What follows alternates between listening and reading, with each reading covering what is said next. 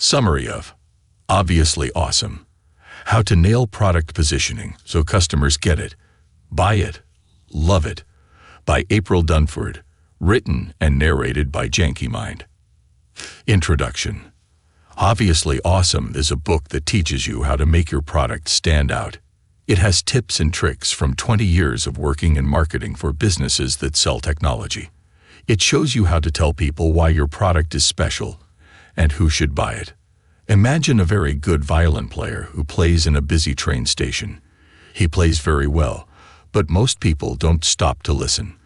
This is a real story that shows how context matters. Even the best things or products can be ignored if they are in the wrong place.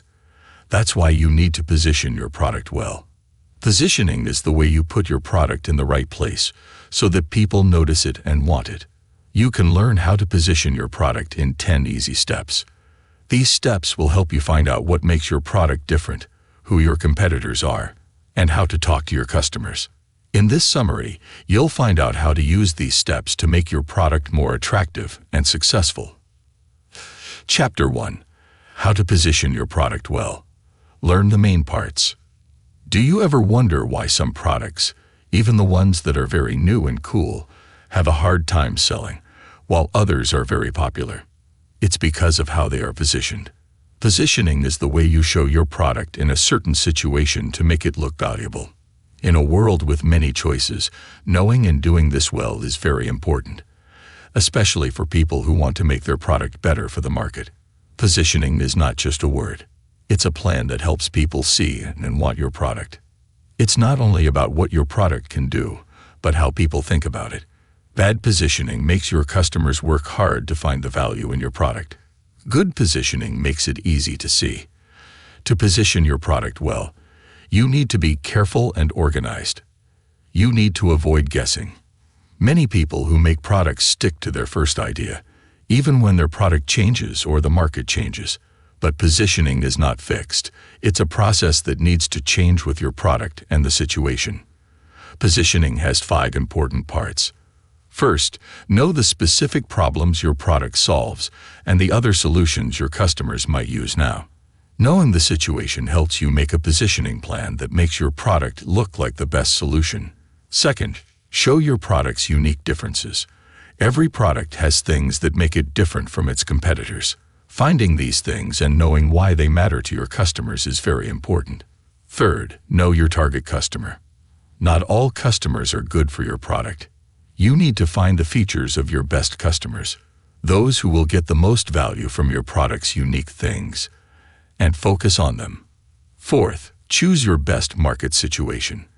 This means picking a market that makes your product look strong and matches your target customers' needs. Finally, be ready to change. As your product and market change, your positioning should change too.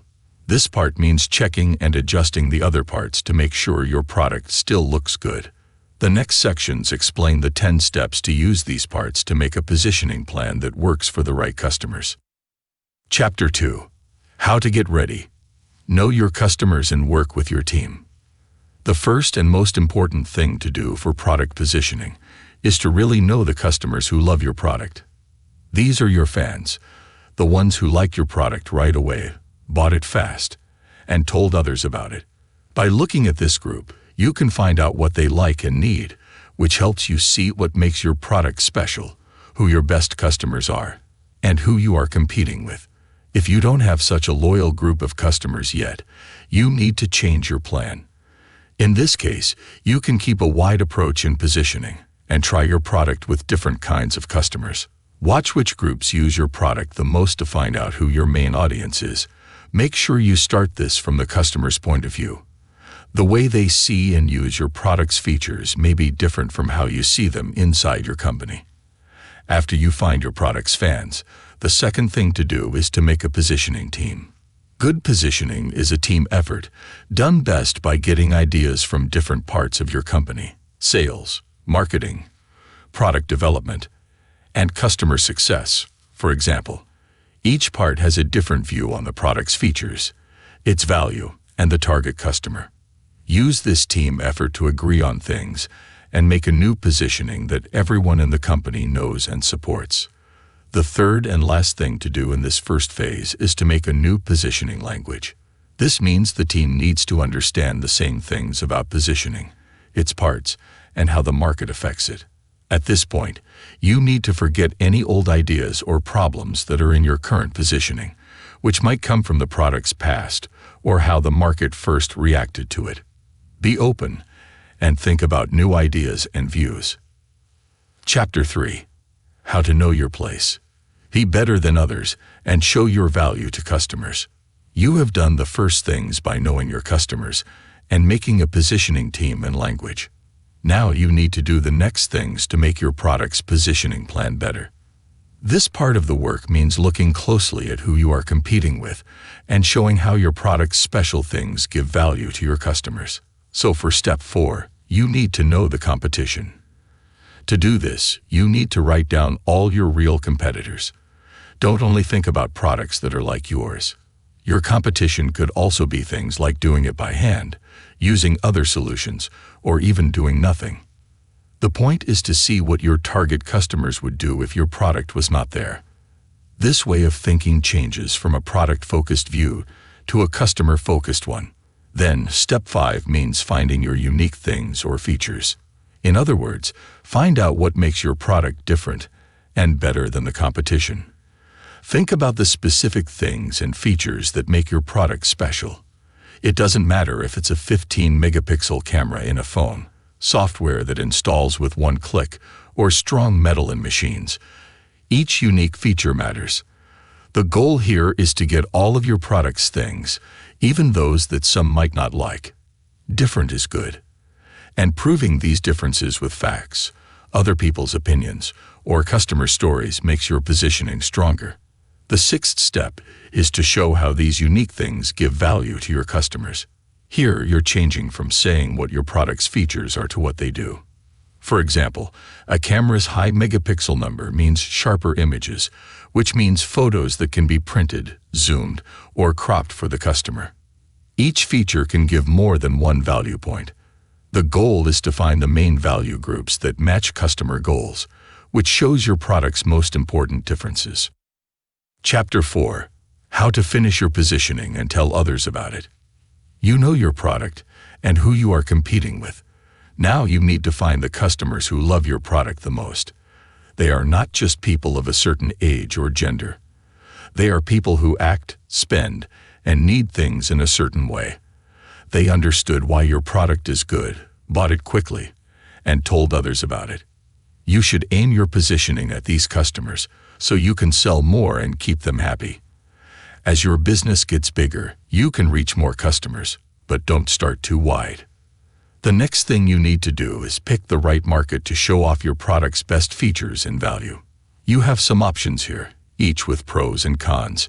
You can compete directly with the big players in the market, focus on a small part of the market where you can stand out, or make a new market that no one else has. Whatever you choose, your market should make your product look strong and valuable to your customers. The next thing is optional, but can be helpful. You can use trends to make your product look more up-to-date and relevant. A trend is something that is popular or important right now. For example, if your product helps retail workers use data on different devices, you can use the trend of mobility. But don't use a trend just to be trendy. Use it only if it makes your product look better and fits your market. The last thing you need to do is write down your positioning in a document. This document should include everything about your positioning, from who you are competing with to who you are selling to. This document will help you make a good sales pitch, create clear marketing messages, and decide how to improve your product and price it. You should check and update this document often, because things can change in the market. New competitors, new rules, new economy, new technology, and new customer needs can affect your positioning. Summary. Positioning is very important for your product to do well in the market. It starts with knowing who your customers are and what they want. Then you need to find out who you are competing with, what makes your product different and better, how much your product is worth, and how to tell others about it. If you follow the 10 steps to positioning, you can make your product more popular, make your customers happier, and keep doing well. This audiobook summary was brought to you by Janky Mind. We hope you enjoyed it.